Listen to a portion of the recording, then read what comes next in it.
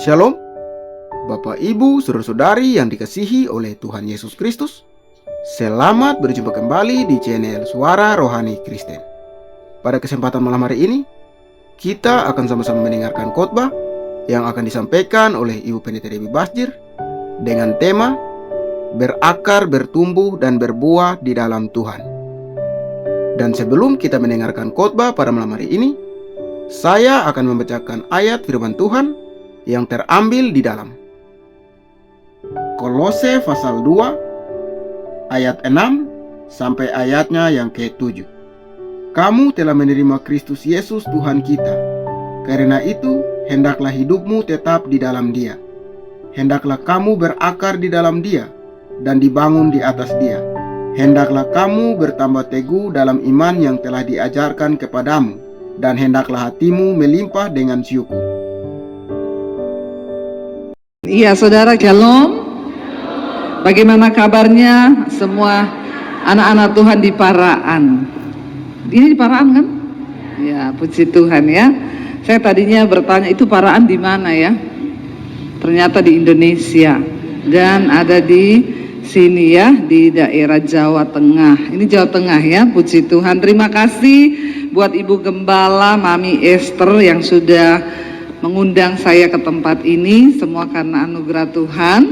Berapa banyak yang mendengarkan mesbah doa dan mesbah syukur di sini? Oh, hampir semua loh ya, puji Tuhan, semua jemaat mesbah doa yang diberkati Tuhan. Iya, hari ini tema firman Tuhan adalah berakar, bertumbuh, dan berbuah di dalam Tuhan. Saudara, saya percaya yang Tuhan inginkan dari hidup kita ini menjadi orang Kristen, orang percaya, bukan hanya sekedar menjadi Kristen.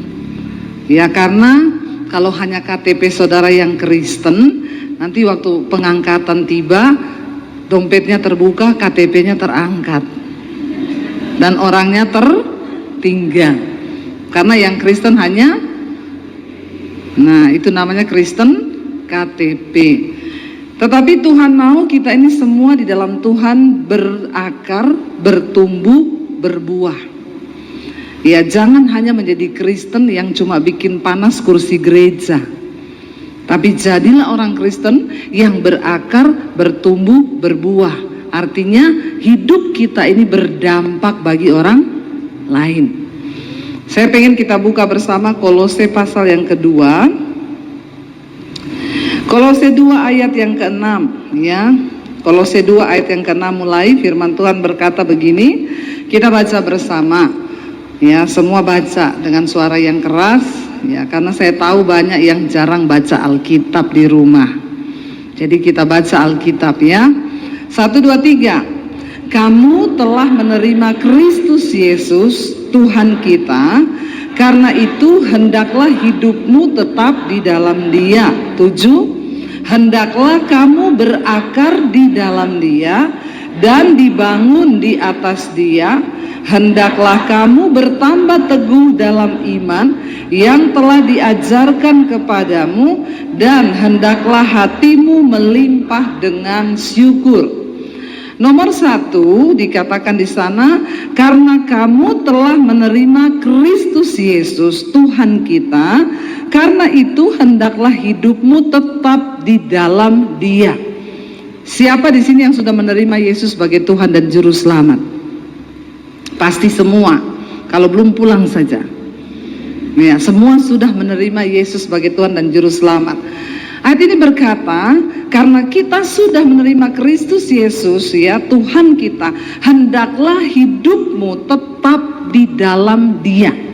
Mari kita tanamkan di hati kita, apapun yang terjadi di hidup ini, sekali Yesus tetap. Amin. Jangan pernah beralih, entah karena apapun, karena sekarang banyak pengajaran juga yang aneh-aneh. Ya, saya berdoa supaya saudara tetap di dalam Kristus dan tetap di dalam kebenaran firman Tuhan.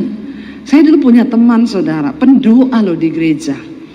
Kalau berdoa itu berjam-jam. Ya, akhirnya mulai aneh-aneh saudara. Satu kali dia ketemu saya, dia bilang begini. Dia nggak tahu dia ketemu orang-orang dari mana yang membawa pengajaran yang menyesatkan. Satu kali dia ketemu saya, dia bilang begini, Deb, sekarang ada ajaran yang baru loh. Saya sekarang ini kalau berdoa sudah tidak pakai nama Yesus. Oh iya, kenapa? Karena sekarang saya kalau berdoa langsung kepada Bapa, tidak lewat Yesus. Saya bilang, kamu ada jalan pintas ya? Ya, Alkitab berkata tidak ada satu orang pun sampai kepada Bapa kalau tidak lewat. Lah dia bilang dia langsung sama Bapa, tidak lewat perantara. Kenapa kita harus lewat Kristus untuk datang kepada Bapa? Karena Kristus adalah Tuhan yang menjadi manusia, berkorban bagi kita, darahnya tercurah, sebab akibat dosa adalah maut, dan tanpa darah Kristus kita tidak mungkin mendapat karya penebusan. Lewat Kristus Yesus kita diperdamaikan dengan Bapa. Darahnya yang tercurah memperdamaikan manusia yang tadinya hubungan kita terputus dengan Tuhan. Lewat kematian Kristus kita ini diperdamaikan. Dulu waktu saya belum percaya Yesus, waktu saya belum terima Tuhan Yesus, saya itu dalam hati berkata gini, orang Kristen nih blok loh. Ya, mengerti maksud saya ya? Dulu saya bilang itu, orang Kristen nih kok bodoh banget ya. Masa percaya Tuhan yang mati? Kalau memang dia Tuhan, kenapa dia mati? Diludahi, dipukul, disalib. Karena saya tidak mengerti kebenaran. Setelah saya jadi Kristen, saya menerima Tuhan Yesus. Saya belajar firman Tuhan dan saya berakar dalam firman. Saya baru tahu, justru kalau Yesus datang dan tidak mati, maka gagallah karya penebusan. Memang Yesus itu datang untuk mati. Makanya saudara harus mengerti firman Tuhan loh, supaya saudara ini semua jadi penginjil, penuai di akhir zaman. Karena di luar sana banyak orang yang tidak mengerti, dan Alkitab berkata, siap sedialah kamu untuk memberikan pertanggungan jawab kepada orang yang meminta pertanggungan jawab terhadap imanmu. Kalau ada orang tanya, kamu Kristen ya? Itu kok kenapa Yesus mati? Saya tak kasih nomornya Bu Esther ya. Nanti gue takon dewe karo Bu Esther. Atau iki lho, teleponnya Bu Debbie Basir gitu, tanya ono. Maaf saudara, makanya Rasul Paulus berkata, kalau dilihat dari segi usia, saudara-saudara ini semua sudah harusnya jadi pengajar. Tapi tentang asas-asas kekristenan saja banyak orang Kristen tidak mengerti. Kita perlu bertumbuh, berakar dalam Kristus dan tetap di dalam Dia. Satu kali saya naik Grab di Jakarta pelayanan, lalu ada sopirnya itu, dia tanya saya begini, oh ibu ini orang Cina ya? Terus saya bilang, jangan bawa-bawa suku loh Pak ya, saya ini yang pasti NKRI harga mati. Lalu dia bilang, oh berarti ibu anak buahnya Ahok ya? Ya, saya bilang, ya enggak, saya ini yang pasti anak Tuhan. Saya bilang, bukan Pak, saya ini dari Sulawesi. Dia lihat aplikasi saya, ini ibu namanya Debbie Basir ya. Oh berarti ibu agamanya Muslim ya? Saya bilang, dulu. Dia kaget saudara, loh kok bisa dulu? Iya, sekarang saya jadi pendeta. Loh kok bisa loh? Ya bisa toh Pak, apa yang tidak bisa di dunia ini? Nah, berarti ibu harus menjelaskan pertanyaan saya. Orang Kristen itu loh, kok yo percaya Yesus itu Tuhan jadi manusia? Mana bisa Tuhan jadi manusia? Mati lagi. Lalu saya tanya, Pak, Bapak percaya kalau Tuhan tuh maha kuasa? Percaya Bu. Bapak percaya Tuhan bisa jadi semut? Percaya. Tuhan bisa jadi apa saja? Percaya. Karena Dia maha kuasa. Pertanyaan saya, Bapak percaya nggak Tuhan bisa jadi manusia? Terus dia bilang, Ya percaya. Nah itu Bapak percaya. Lalu saya jelaskan, kenapa Pak Tuhan harus menjadi manusia? Upah dosa adalah maut. Bapak juga belajar tentang dosa keturunan dari Adam dan Hawa. Manusia jatuh ke dalam dosa sehingga kehilangan kemuliaan Allah. Manusia terpisah dari Tuhan. Satu keadaan yang sangat mematikan, yang sangat memprihatinkan dari seorang manusia adalah ketika hubungannya dengan Tuhan itu terputus. Bapak tahu, dosa memutuskan hubungan kita dengan Allah. Kenapa? Allah itu kudus. Kita berdosa, kita nggak bisa menghampiri Dia. Lalu Allah beberapa kali berusaha untuk mendamaikan dirinya. Dia kirim nabi-nabi untuk berbicara agar manusia bertobat. Tidak ada yang bertobat. Nabi dibunuh, nabi dianiaya, manusia tidak mau menerima kebenaran. Karena memang upah dosa itu maut. Akhirnya dengan usaha manusia untuk mendamaikan dirinya dengan Allah itu sudah tidak bisa. Apapun Pak kita mau lakukan, Alkitab berkata kebenaran manusia itu seperti kain kotor di hadapan Tuhan. Tidak ada seorang pun bisa membenarkan dirinya. Lalu Tuhan berinisiatif untuk mendamaikan dirinya dengan manusia. Dia turun ke dalam dunia. Makanya dikatakan Isa Al-Masih ialah kalimatullah, firman Allah yang menjelma menjadi manusia.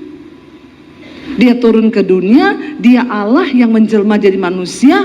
Untuk apa? Mati. Dulu manusia berusaha memperdamaikan dirinya dengan Tuhan lewat apa? Kurban. Sembeli lembu, sapi, kambing, domba. Kalau bikin dosa, curahkan darah. Sampai akhirnya Allah melihat tidak ada lagi korban darah yang bisa membasuh dosa manusia. Dan saudara bisa bayangkan kalau sampai hari ini perjanjian lama masih berlaku, Yesus tidak datang. Apakah cukup kambing, domba, sapi di paraan ini untuk tebus dosa kita? Maka tiap hari saudara antri di pasar untuk tunggu kambing domba. Tidak ada, kenapa? Banyak sekali dosa orang-orang di paraan ini. Habis semua kambing domba. Karena kita kebanyakan dosa. Maka tidak cukup. Sedangkan sekarang saja kita tidak menyembelih kambing domba saja, harga daging naik terus. Ya, kita aja dagingnya naik terus juga toh. Timbangannya. Jadi saudara, bayangkan saya bilang sama Bapak itu. Allah melihat tidak ada lagi korban darah hewan apapun yang bisa mencuci darah manusia. Sudah terlalu bejat, terlalu kotor. Tuhan bilang tidak ada lagi satu pun yang benar. Semua telah kehilangan kemuliaan Allah. Yang di pikirannya dosa, di perkataannya dosa, di perbuatannya dosa, tidak bisa diganti dengan darah apapun. Lalu Tuhan berinisiatif untuk turun ke dalam dunia, menyerahkan dirinya sebagai satu-satunya darah tebusan yang akan menghapus dosa manusia. Makanya Yesus dikatakan anak domba Allah. Amin. Ketika Yesus mati di kayu salib, tabir bait Allah itu terbelah menjadi dua. Artinya apa? Tidak ada lagi pemisah antara kita dengan Tuhan. Katakan. Makanya kalau mau doa, doa sendiri, datang sendiri sama Tuhan. Tidak usah titip doa sama ibu gembala. Amin. Jemaat ini apa-apa sedikit titip doa. Ibu gembala doakan, kenapa? Sakit perut. Ibu gembala doakan, kenapa? Kurap. Apa-apa suruh doa gembala. Yesus menunggu kau datang sendiri. Tidak adalah tabir, tidak ada lagi tabir pemisah antara kita dengan Tuhan. Tabir itu sudah dipecahkan oleh Kristus lewat darahnya. Kita bisa datang kapan saja, di mana saja engkau punya hubungan dengan Tuhan, terbuka untuk datang. Karena itu orang yang menerima Kristus, dia diperdamaikan dengan Tuhan. Dan satu-satunya kebahagiaan bagi manusia adalah ketika engkau diperdamaikan dengan Tuhan. Kalau engkau diperdamaikan dengan Tuhan, hidupmu penuh damai, sejahtera, sukacita, dan kebahagiaan.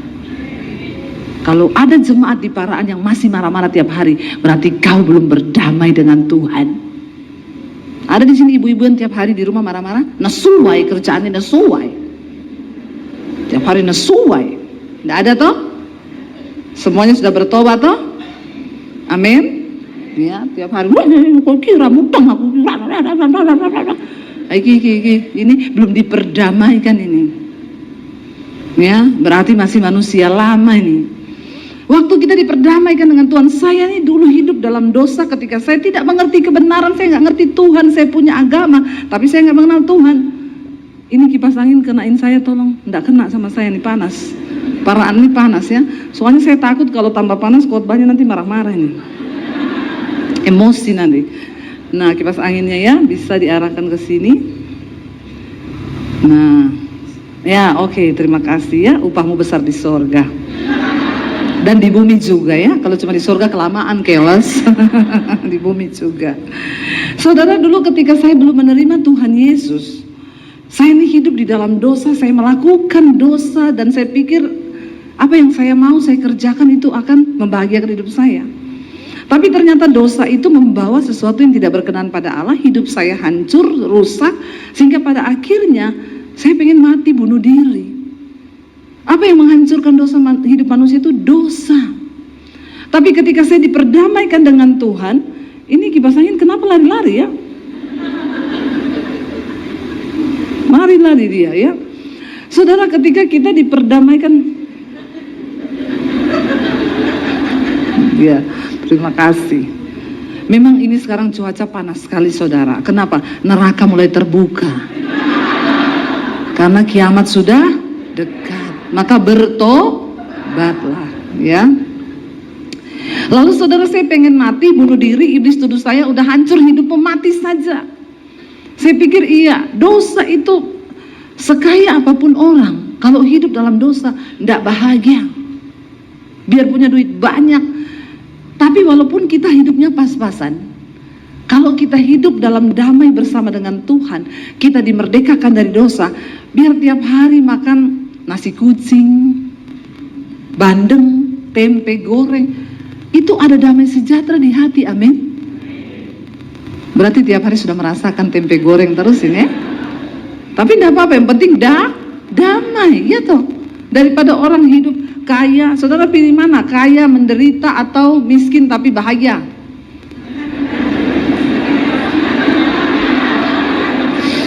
Hati-hati, ini pertanyaan jebakan.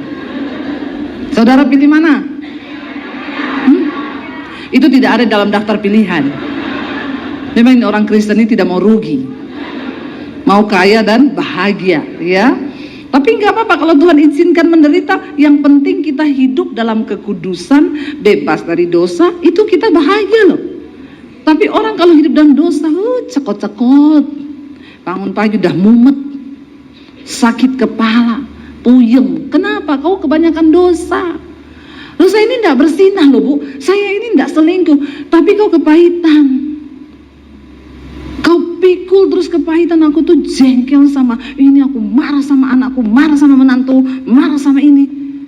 Ya kau hidup dalam dosa, kau diperbudak oleh iblis, ya, sehingga engkau tidak merdeka. Orang yang hidup dalam kemerdekaan dalam Kristus itu enak. Ketika saya dimerdekakan Tuhan, saya ketemu Tuhan Yesus secara pribadi. Firman Tuhan berkata, barang siapa yang berjumpa dengan Tuhan Yesus, berjumpa dengan kuasa Roh Kudus, sebab jika Roh Kudus turun atasmu, maka dia akan memerdekakan engkau. Dia akan menginsyafkan engkau akan dosa, kebenaran, dan penghakiman. Hidup kita dibaharui saudara. Dulu saya ini sebelum bertobat pemarah, mulut saya tukang maki orang, saya berantem sama adik saya pukul-pukulan pakai tangan, saya tendang, ya, saya ini orang paling jahat, kepahitan, sudah semua dosa ada sama saya. Tapi ketika saya bertobat, ya, Tuhan merdekakan saya, saudara. Kenapa kalau kita harus pergi ke Israel? Kita lihat saudara, Alkitab berkata seperti pohon kurma. Di sana kita bisa lihat pohon kurma di kanan kiri kita. Dan saya melihat pohon kurma itu memang ajaib. Dan kenapa ditulis di Alkitab? Memang Alkitab itu juga luar biasa memberikan perumpamaan. Namanya juga firman Tuhan. Kalau saudara lihat tuh pohon kurma, di tengah tandus begitu berbatu-batu, pohon itu tumbuh, daunnya hijau, berbuah manis. Alkitab bilang kehidupan orang benar itu seperti pohon kurma. Saudara tahu pohon itu ketika ditanam, ditimbun pakai batu besar, dia nggak bisa tumbuh ke atas, dia terus ke bawah mencari sumber air. Waktu dia dapat sumber air itu nggak 1-2 bulan, bertahun-tahun. Dia ke bawah dulu, mencari sumber air. Tuhan itu sebenarnya maunya orang Kristen begitu. Jangan buru-buru naik mimbar. Jangan buru-buru pelayanan kalau kau belum berakar ke dalam. Makanya banyak orang Kristen itu jadi batu sandungan. Udah bolak-balik naik di atas mimbar, ternyata selingkuh. Naik di atas mimbar, ternyata homo. Naik di atas mimbar, ternyata pelakor, ani-ani, simpenannya om-om. Ya, naik di atas mimbar, ternyata pisah ranjang, sama suaminya di rumah berantem, sama istrinya berantem, nggak bicara, nggak omongan 3 hari 3 malam. Tapi naik di mimbar, kenapa begini terjadi? Karena banyak orang Kristen cepat-cepat mau tumbuh ke atas, tapi nggak mau bertumbuh ke dalam. Ke dalam ini berakar, bicara tentang pembentukan karakter. Pembentukan karakter itu nggak gampang. Pohon kurma itu mencari sumber air ke dalam tuh bertahun-tahun. Ketika akarnya menemukan sumber air, dia punya energi, kekuatan. Waktu tunasnya tumbuh ke atas, dia geser batu besar itu. Saudara tahu kenapa Tuhan mengibaratkan kehidupan orang Kristen itu seperti pohon kurma. Pohon kurma itu saudara, kalau saudara ke Israel, amin dulu aja. Ya. Nanti saya berangkat Oktober lagi bulan depan. Saudara, pohon kurma itu kalau kita pergi ke Israel, saya selalu bilang sama peserta, kamu ambil kurma di hotel kalau sarapan pagi, bawa beberapa kurma, bungkus aja di plastik atau di tisu. Nanti kita nih banyak jalan kan, pergi ke sana ke sini jalan, itu nanti kamu capek, nggak biasa di Indonesia ini, nggak biasa jalan-jalan jauh, di sana panas. Nanti kalau kamu udah pusing, lemes, saya lakukan itu, makan kurma, 1 aja langsung siap jalan lagi. Ya, karena kurma itu sumber energi, buahnya itu manis dan itu bukan gula. Ya, dia mendatangkan kekuatan. Kalau gula itu energi yang menipu. Saudara jangan banyak-banyak minum gula. Ya, itu racun. Tapi ambil gula yang dari buah, sumbernya itu masih glukosa. Kalau udah gula putih itu sudah berubah jadi sukrosa, racun. Rusak ginjal, rusak paru-paru, rusak semua. Itu kurma kalau kita makan udah mulai pusing, aduh keringet kan banyak nih, jalan sana, jalan sini belum makan lagi. Makan kurma 1, langsung tok jer, mata kebuka, langsung semangat lagi. Ini naik Gunung Sinai turun juga masih bisa ini. Ya, turun naik gunung pencobaan juga bisa ini. Ya, itu buah kurma. Bukan cuma itu saudara. Saudara tahu kurma itu kalau di padang gurun datang yang namanya badai angin, itu pohon kurma bisa begini loh. Tapi dia berdiri lagi karena akarnya kuat. Orang Kristen waktu akarmu kuat, mau datang badai angin puting beliung, kau tidak akan pernah jatuh tergeletak. Sebab apa? Akarmu kuat di dalam firman Tuhan. Makanya berakar di dalam Dia. Amin. Amin saudara. Gak mudah kau jatuh. Orang Kristen sekarang baru digosipin, baru difitnah. Aku gak mau ke gereja. Kenapa? Itu ya. Cerita tentang sayang. Terus dia gak mau ke gereja. Baru digosipin begitu. Baru difitnah gitu. Udah tumbang imannya. Ya, biasa aja. Kamu tahu gak? Si ini ceritakan kamu begini. Oh iya? Puji Tuhan. Amin. Kalau kau direndahkan, berarti kau lebih tinggi daripada orang yang merendahkanmu itu. Nggak usah kau rempong, nggak usah bela diri, nggak usah apa, diamin aja. Yang waras, ya, berarti yang berkoar-koar itu yang nggak waras. Ya saudara, jadi Itu, dan bukan cuma itu, pohon kurma itu saudara kalau sudah mati, akhirnya batangnya menjadi kering, lama-lama membusuk, habis. Tapi ada bekasnya. Para musafir yang berjalan di padang gurun, kalau mereka kehabisan air dan haus di tengah padang gurun, mereka akan cari bekasnya pohon kurma yang sudah mati. Kenapa? Di bawah pasti ada air. Kita nih kalau berakar dalam Kristus seperti pohon kurma, walaupun sudah mati, hidup kita tetap menjadi berkat bagi orang lain. Amin. Ya. Jadi kalau kita mati nanti banyak yang tangisi, ya ampun baik banget kok mati ya Tuhan. Ya. Tapi kalau hidup kita jahat, orang bilang, kenapa baru mati sekarang gak dari dulu? Hati-hati loh saudara. Ya. Kalau kita mati nanti, gajah mati meninggalkan, harimau mati meninggalkan, manusia mati meninggalkan utang. Nah ini bayar dulu sebelum mati. Ya, kita mati meninggalkan nama yang orang akan ingat dari kita tuh apa? Saya bilang sama anak-anak saya, kalau mami mati, mami masih jadi berkat. YouTube-nya mami masih ada, orang masih bisa nonton khotbah-khotbahnya mami di YouTube. Sampai puluhan tahun, sampai internetnya nggak ada, satelit meledak, baru nggak ada saya. Tapi selama masih ada satelit, saya masih tetap ada dengan khotbah-khotbah saya. Ya, jadi kalau kita ini mati, saya bilang sama anak-anak saya, kalau kamu mati, kalau kita ini mati, apa yang orang ingat tentang dirimu itu penting. Ada satu pendeta mati saudara, anaknya kepahitan. Saya nggak mau lihat jenazah. Kenapa? Papa saya itu selingkuh. Saya tahu bagaimana kehidupannya di rumah. Jadi maaf saya kepahitan, nggak mau saya lihat dia di peti. Bayangkan saudara, ya. Padahal hamba Tuhan, tapi nggak ada yang tahu. Kenapa Tuhan bilang kita harus menjadi seperti pohon kurma? Ayo berakar ke dalam hal karakter kita diubah. Saudara, pentingnya kita berakar ke dalam supaya ketika kita ini sudah bersama Tuhan, diberkati Tuhan, kita ini tidak lupa diri. Ketika tantangan datang, kita tidak jatuh tergeletak, kita tetap kuat. Saya yang dulunya sombong, saudara dengar kesaksian saya. Saya dulu sebelum bertobat pelatih senam aerobik loh. Saya dulu pernah kurus. Nggak usah menatap seperti itu. Iya, jadi saya dulu sombong, saya angkuh.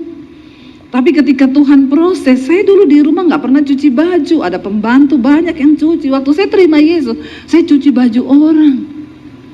Saya jadi kayak pembantu. Tapi itu proses berakar ke dalam. Karena itu sekarang nggak ada lagi yang bisa merendahkan saya, yang menghina saya. Nggak ada, karena memang saya sudah pernah rendah serendah-rendahnya. Kalau kita sudah direndahkan Tuhan, saya yakin tidak ada bapak ibu yang gini, oh dia ngomong mana tuh tentang aku, udah ngerti deh sopo aku, pret, ya, belum ngerti ya aku ini siapa. Aku juga punya harga diri, piro harga dirimu piro, udah ndak ada, sudah dibayar lunas di atas kayu salib. Ndak usah sombong, ndak usah angkuh, direndahkan, puji Tuhan. Masih belum rendah, terus lagi terus. Ndak apa-apa saudara. Itu pentingnya kita ini berakar ke dalam. Itu pentingnya kita ini dibentuk karakter kita. Kita harus mengalami proses supaya hidup kita, kekristenan kita berbuah. Kalau saudara bilang saudara Kristen dari kecil, saya mau tanya, siapa yang sudah menjadi Kristen di sini lebih dari 50 tahun? Nggak ada? Ini jangan mengaku muda ya, di sini saya lihat sudah tua-tua semua ini. Jangan ngaku-ngaku muda. Nggak ada yang sudah menjadi Kristen 50 tahun, ada lah ya. Tolong opa-opa, oma-oma angkat tangan lah ya. Mbah-mbah nggih. Ya, angkat tangan coba yang sudah lebih 50 tahun jadi Kristen. Angkat tangan, ada sepeda loh di luar. Nanti dapat sepeda ya, ambil aja sepedanya siapa enggak tahu itu. Ambil aja di parkiran. Yang pasti bukan dari saya. Yang sudah menjadi Kristen di atas 20 tahun. Bayangkan 20 tahun ini sudah bukan berakar lagi, kios oyotan ini sudah. Ya, udah benar-benar ini sudah ya menjadi oyoti apa? Akar tak loh, bojoku guyu loh. Karena dia juga kaget kok istrinya ngerti oyot. Ya, oyot itu akar yang gede kali ya. Jadi sudah berakar. Masa hidupmu tidak berubah loh? Masa yang dari dulu pemarah sampai hari ini masih pemarah terus? Masa yang dari dulu tersinggungan terus sampai sekarang? Masa yang dari dulu itu kepahitan terus? Masa yang dari dulu selingkuh sampai sekarang selingkuh terus? Saya tidak akan khotbah banyak selingkuh di sini karena saya lihat sudah berumur. Tidak mungkin lah ya selingkuh ya. Tapi jangan salah, di Jakarta ada oma-oma datang sama saya, Bu Debbie, saya mau konseling Bu, saya ini sudah 65 tahun lebih, ya mau 66, saya mau konseling, ya udah sekarang aja. Enggak, saya mau minta nomor telepon ibu, ini mumpung ibu ketemu saya, ngomong aja sekarang, masih ada waktu ini. Enggak, saya enggak tega Bu, nanti aja kalau ibu pulang saya telepon, nomor telepon ibu ada tak, saya kasih. Sampai di rumah dia telepon, Bu saya oma yang tadi, kenapa? Saya mau konseling Bu, Bu saya nih jatuh Bu. Jadi saya bilang, aduh oma, makanya kalau jalan tuh hati-hati, apalagi hujan, licin, ya kalau perlu suruh tuntun sama cucu. Bukan itu Bu jatuhnya. Lah apa? Saya selingkuh. Oma ini minum vitamin apa? Umur 65. Oma selingkuh. Alkitab bilang umur manusia itu 70 tahun. Oma ini umur segini sudah harus siap-siap. Cari baju putih, pilih-pilih peti, iya toh. So waktu-waktu semua di absen. Udah mau deket-deket absen ini. Kenapa Oma selingkuh? Astaga Oma. Jadi begini Bu Pendeta, saya itu tiap hari kerjaan saya jaga cucu di rumah anak. Terus satu saat cucu saya bilang, Oma bisa Facebookan nggak? Ayo, siapa oma-oma yang Facebookan di sini? Tolong angkat tangan. Coba oma-oma angkat tangan. Sekarang banyak bukan kenakalan remaja, kenakalan lansia. Iya, banyak lansia nakal-nakal sekarang ini. Ya, kenakalan lansia akeh. Ya, yang pertama ada lansia selingkuh, nakal-nakal nih di sosial media. Yang kedua lansia kenakalan apa? Pesen Shopee COD. Ini banyak ini. Oma-oma kerjaannya di Shopee, bagian apa? Check out. Jangan ya nak ya, jangan. Jangan ya nak.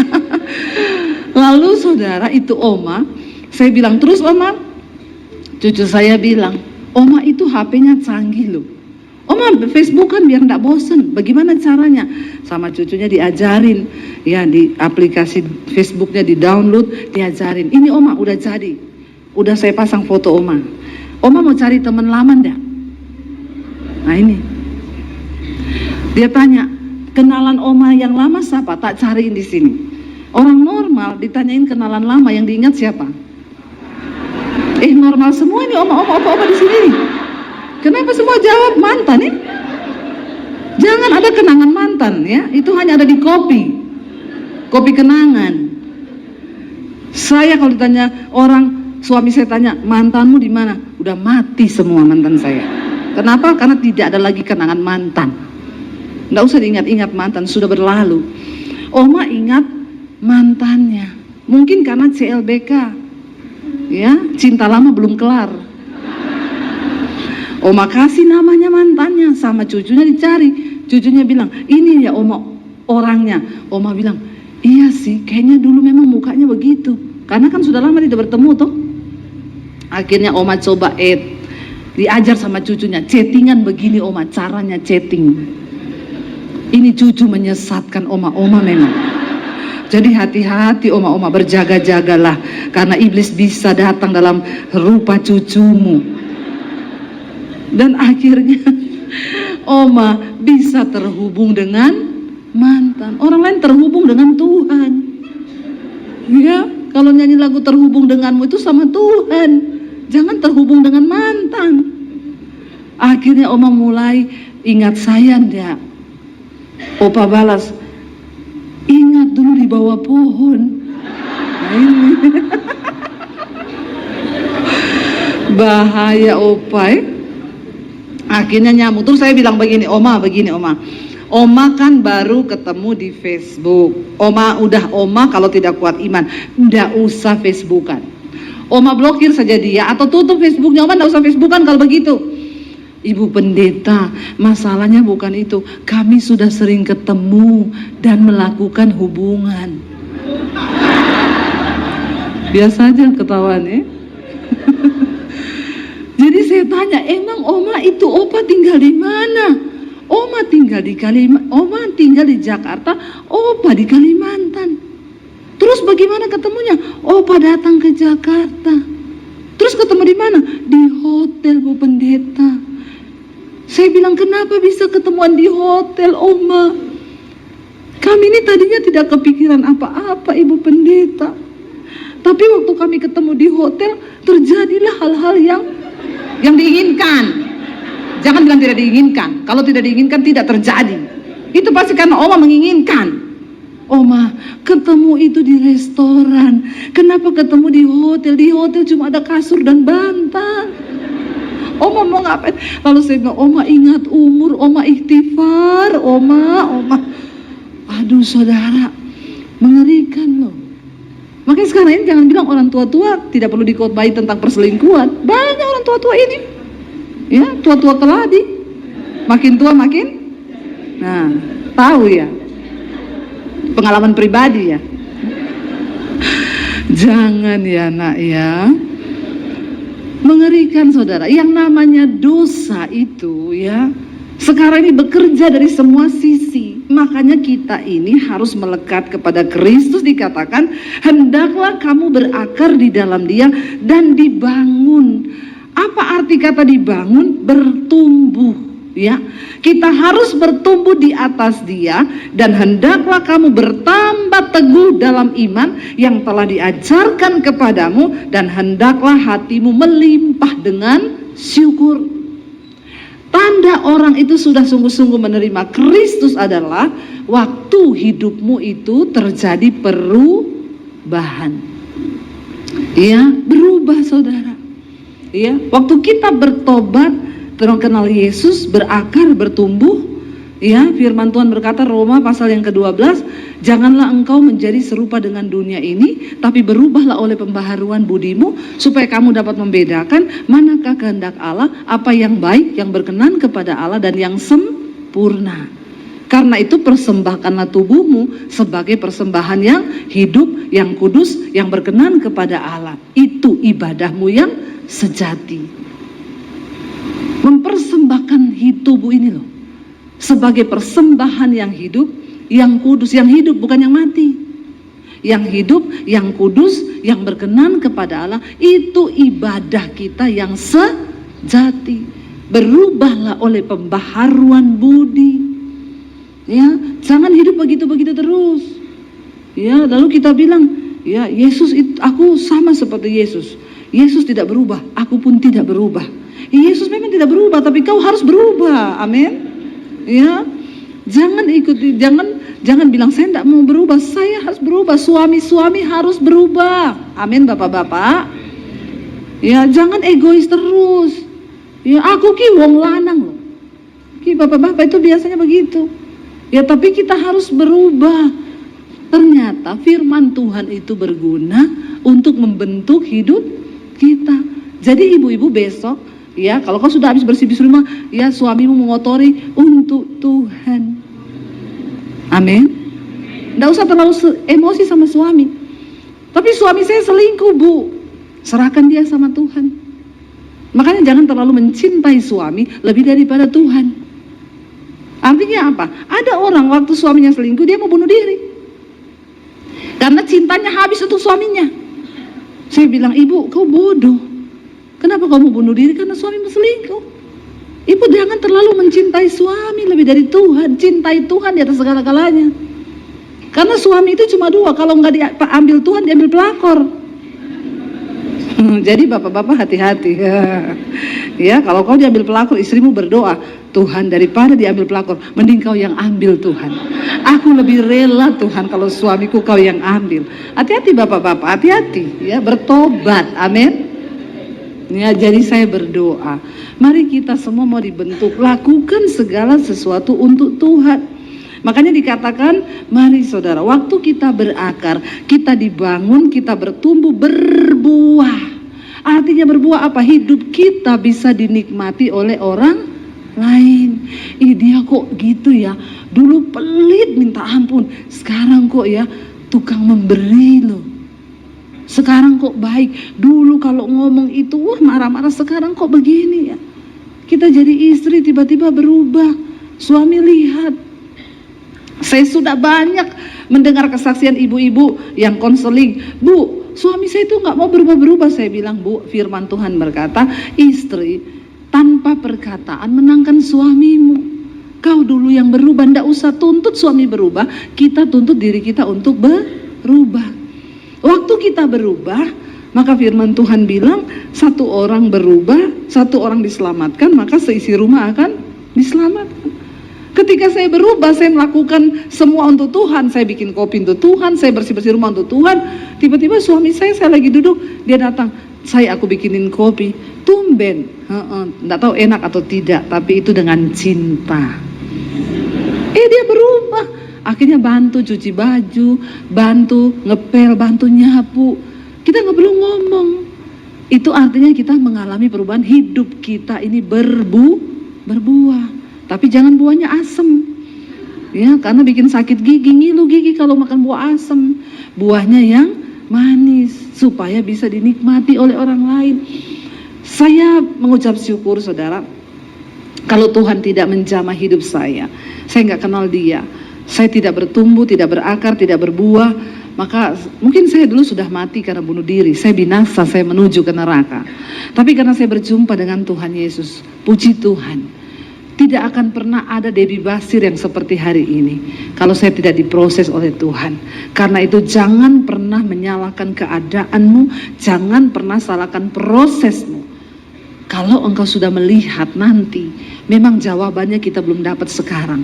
Waktu saya diusir dari rumah, saya bilang, kenapa Tuhan saya diusir? Kenapa Tuhan saya diusir? Sekarang saya bilang, Tuhan terima kasih karena aku diusir. Karena kalau saya tidak diusir, saya tidak jadi seperti hari ini. Amin saudara. Apapun proses yang sedang kau hadapi, kita mau berkata, aku mau Tuhan, sekali Yesus, tetap Yesus. Saya minta kita semua nyanyikan pujian ini. Mari kita bangkit berdiri bersama. Kita mau katakan, sekali Yesus, tetap Yesus. Kami mau tetap di dalam Engkau, berbuah dan berakar dalam Engkau. Bapak, Ibu, saudara-saudari yang dikasihi oleh Tuhan Yesus Kristus, kita telah bersama-sama mendengarkan khotbah yang telah disampaikan oleh Ibu Pendeta Debbie Basir dengan tema berakar, bertumbuh, dan berbuah di dalam Tuhan. Kiranya lewat khotbah yang telah kita dengar pada malam hari ini memberkati setiap kita orang percaya. Dan di akhir video ini, kita akan sama-sama menyaksikan suatu renungan firman Tuhan yang akan disampaikan oleh Ibu Cornelia. Selamat menyaksikan. Tuhan Yesus memberkati. Selamat malam Bapak Mama yang diberkati oleh Tuhan. Mari kita kembali lagi pada malam hari ini. Kita mau siap mendengarkan firman Tuhan. Di dalam Amsal pasal yang keempat, nasihat untuk mencari hikmah.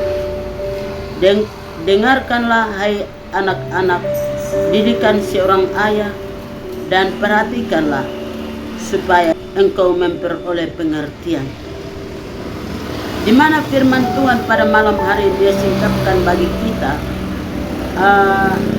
mengajak kepada anak-anak, dengarkanlah hai anak-anak, didikan seorang ayah, dan perhatikanlah supaya engkau beroleh pengertian.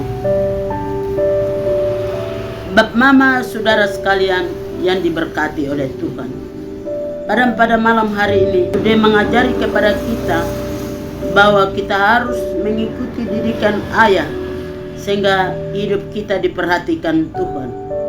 Bapak Mama yang diberkati oleh Tuhan, pendidikan setinggi apapun kita harus mendengarkan didikan orang tua. Sehingga dalam ayat yang kedua, karena aku memberikan ilmu yang baik kepadamu, janganlah meninggalkan petunjuk.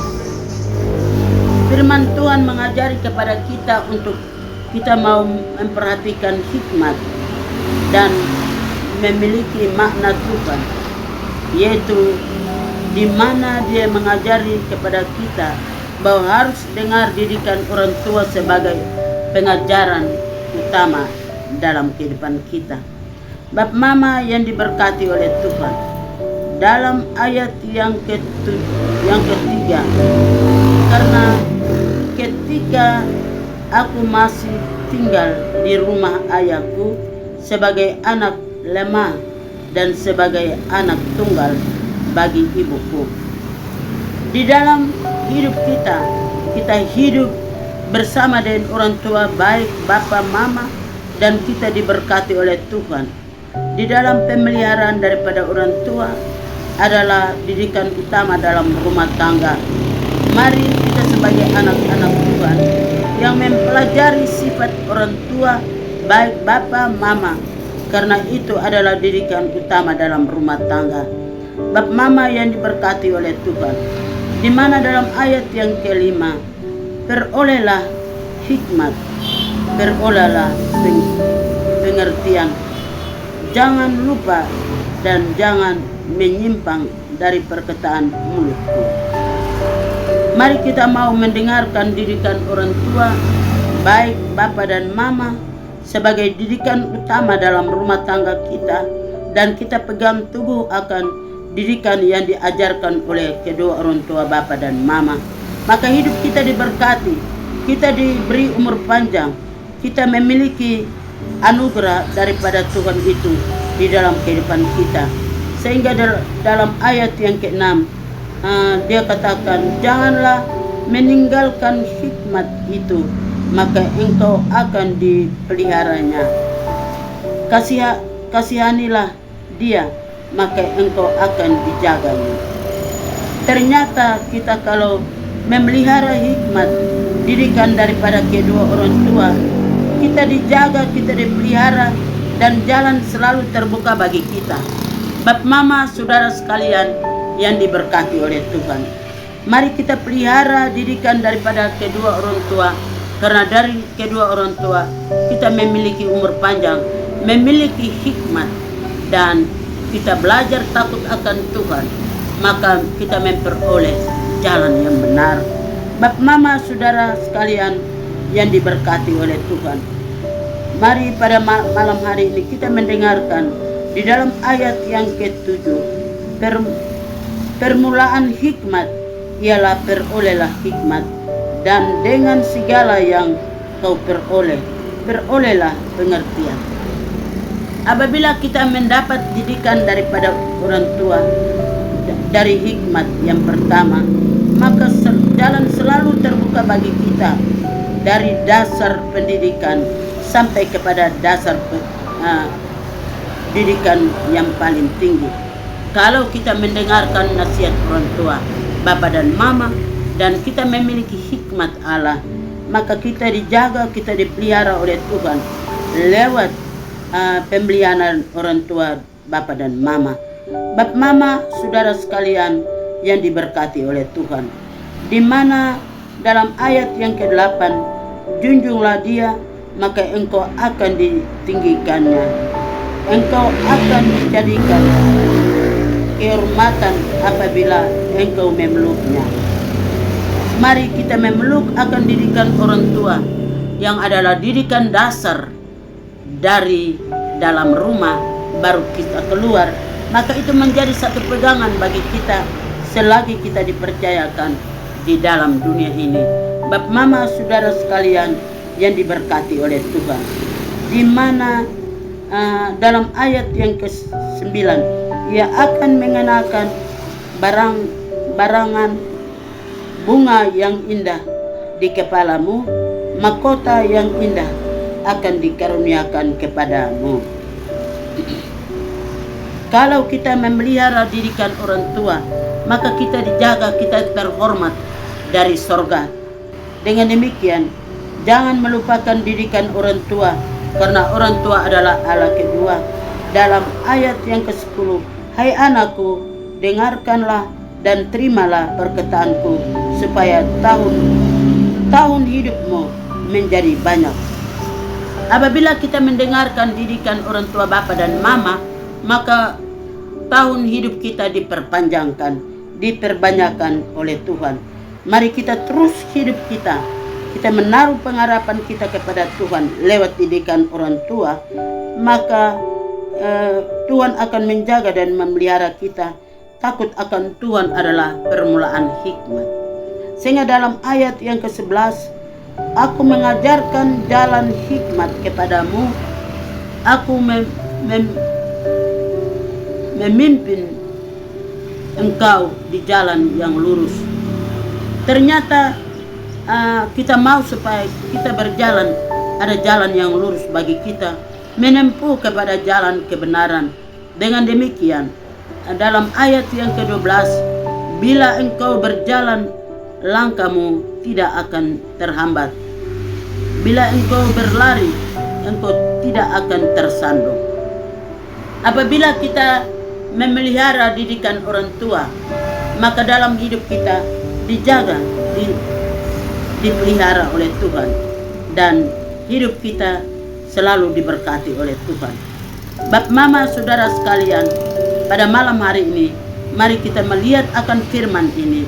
Raja Sulaiman mengajari kepada kita di dalam ayat yang ke-14, janganlah menempuh jalan orang fasik dan janganlah mengikuti jalan orang jahat.